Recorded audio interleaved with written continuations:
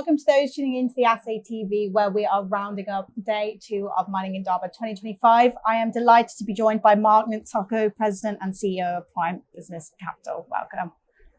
Thank you, Katie. It's a pleasure to be here.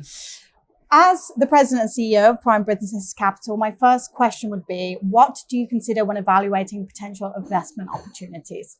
My name is Marks Ntsoko, and I'm the President and CEO of Prime Business Capital. We are a boutique private equity company based in Johannesburg in South Africa, and we invest across sectors. But because the topic today is about mining, which constitutes about 55% of our activity, we will focus on mining. Okay, we shall focus on mining. So in terms of mining, my first question would be, what do you consider when evaluating potential investment opportunities in the mining sector? Katie, we consider a number of key factors. One of the primary factors we consider is the management team. The quality of the management team is very important to us. And by quality, I'm referring to the qualifications, the experience, the track record. We look at those things because the jockey behind the project can give you confidence as to whether they will achieve their goals or not. So that's the first thing we consider. Secondly, we consider the geological potential. By geological potential, I'm talking about the mineral deposit size and the grade. Those two are very key to determining the viability of a project. And then, of course, we look at the the life of mine. The life of mine is very important for us to know how long is our investment in this particular project going to endure. But we also look at the geometry, the geological geometry and its continuity. That's very important. Economic viability of the project is also a very key component. By economic viability, I'm talking about the commodity market price. We want to know, when we invest in a particular mineral, we want to know the historical performance of that mineral over a certain period and the outlook going forward. That's very important for us. And then, of course, we look at your production costs.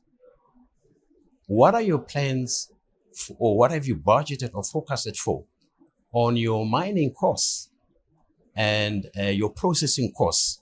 That's very important because that has to be properly planned for. If it's not, and that's going to determine whether your operation is successful or profitable. And then, of course, we look at ESG factors.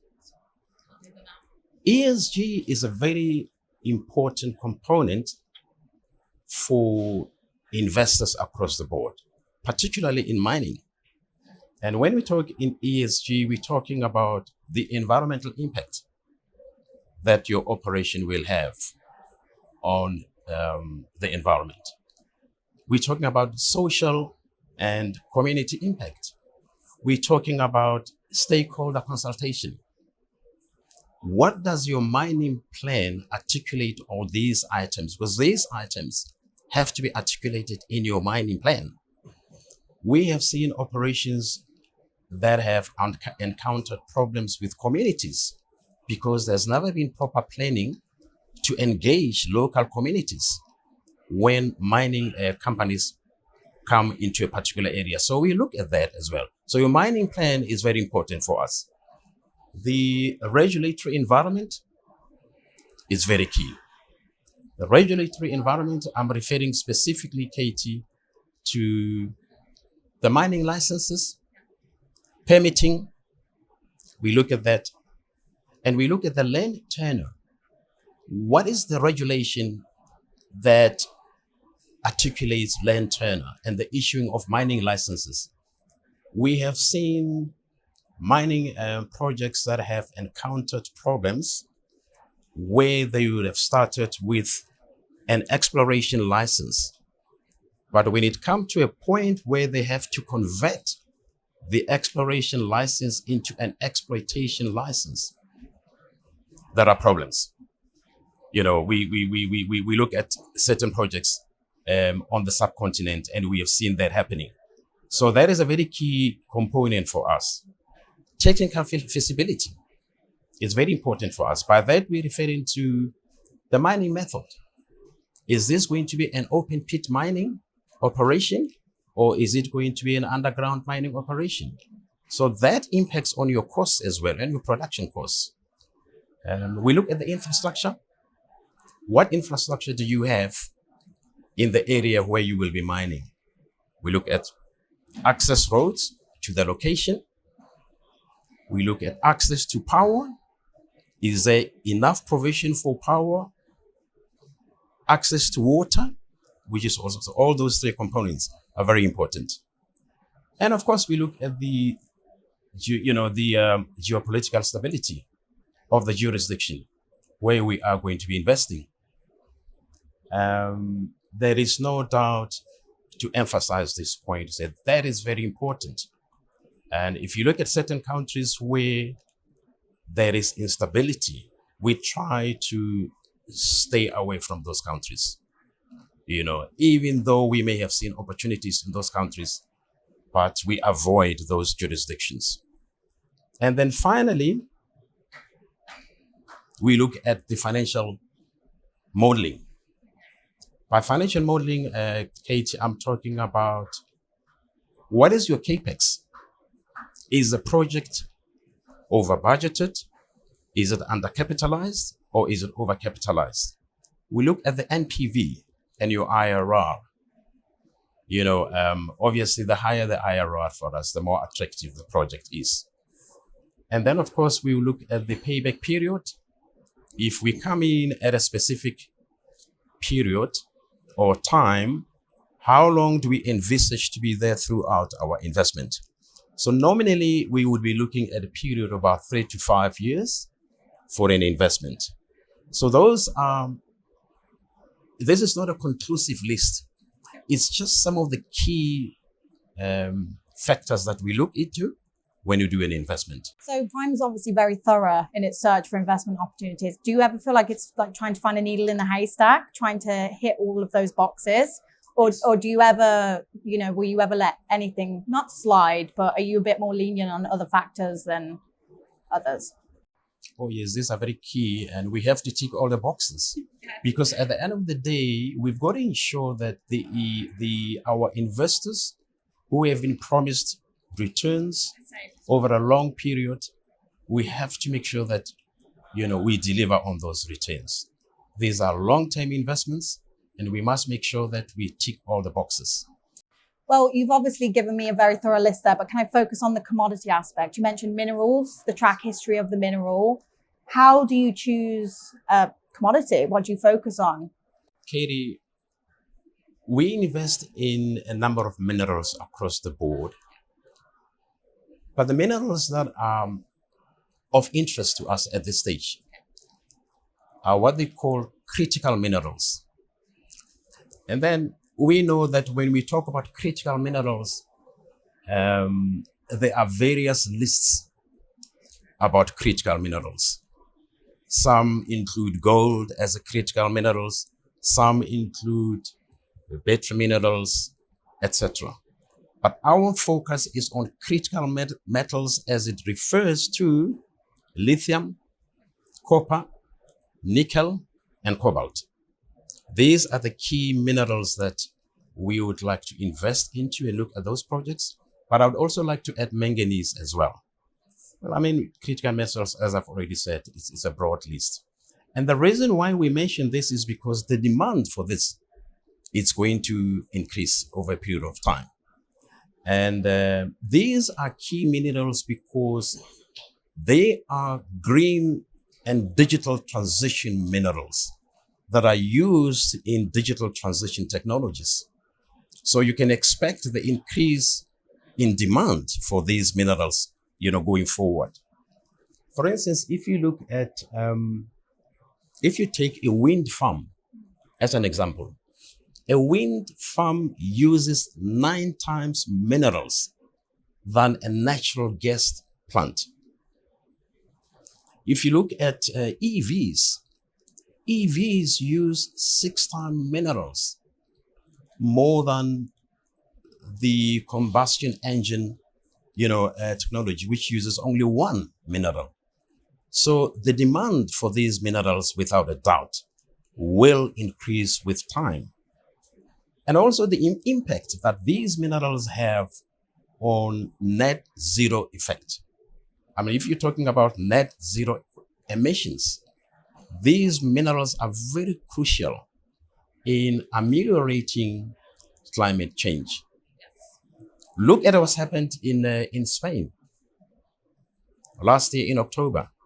I mean, look at the floods that have happened in Spain. Look at what has happened in LA. The fires, the devastating fires that have happened in Los Angeles.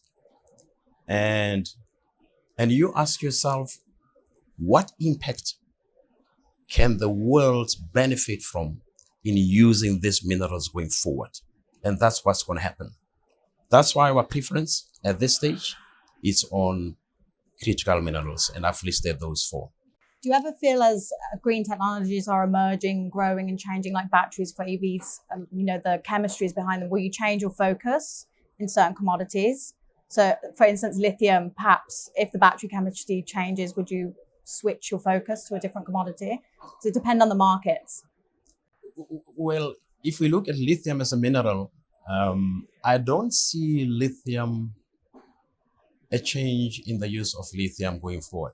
Lithium is it's a very dominant and a very unique mineral. But of course, when you talk about cobalt, there has been chemistries that are trying to not to use cobalt in their batteries. So with the other minerals, there will be changes going forward. With research and technology, we do foresee that some minerals will be left behind. But for me, lithium's the core. It will always be there, absolutely. So just moving on to projects, are there any upcoming projects across Africa that have caught your eye that you have any interest in? Well, at the moment, we're looking at Southern Africa. We're looking at the number of projects in Southern Africa, in particular in Namibia. We're looking at what they call the Caribbean pegmatite belt. There are a number of lithium projects there, and most of them have not come into stream as yet. So we're looking at what is happening. I'm reluctant to mention names. That's okay, you don't because I don't want to give an impression that we're going to be investing in those specific projects. But things have caught your eye. But there are projects that have caught our eye. But we're also looking in the DRC as well. When it comes to lithium, we're looking in the Tanganyika province, which is a very prominent province that produces lithium. In fact, it has the biggest undeveloped lithium deposit in the world. So we're looking at that as well. But then, of course, we're also looking in West Africa. We're looking in countries like Senegal, like Burkina Faso, like Mali. But as I mentioned earlier on, the political stability of those countries is of utmost importance to us. Yes. We just have to be sure that we're investing our investors' funds in a country that is stable enough. Well, Marks, to round up this interview, can I just ask you, we're obviously here in Mining Indaba, what discussions are you most looking forward to whilst spending your time here? Well, a discussion that interested me is a discussion that I saw at 9 o'clock this morning. And there was a discussion about what Africa can learn, the infrastructure potential for Africa, and what Africa can learn on what Brazil has done in using the PPP model to build infrastructure. And this discussion was led by Anglo-American, and there was a law firm also from Brazil and Rio Tinto. What the objective of this discussion is that Africa needs to improve its infrastructure in order to facilitate transportation of minerals from locations to ports. Look at, for instance, the Lobito corridor. how the Lobito corridor, once is fully developed, how it can benefit a country like Zambia. Zambia at the moment is exporting most of its minerals in the east, from Solwezi to Dar es Salaam, from Solwezi to Beira in Mozambique, from Solwezi to Durban in South Africa. The average distance from Solwezi to those destinations, to those ports, it's 2,700 kilometers. Whereas the distance from Solwezi to Lobito is about 1,800 kilometers. So that can be huge savings. So the infrastructure, the PPP model that has been used by Brazil to support mining projects has been fantastic. So I like that panel discussion. Excellent. Well, it's been an absolute pleasure to catch up with you today. Thank you for giving us some of your time. I'm sure you're very busy. Thank you very much, Katie. I really appreciate the opportunity.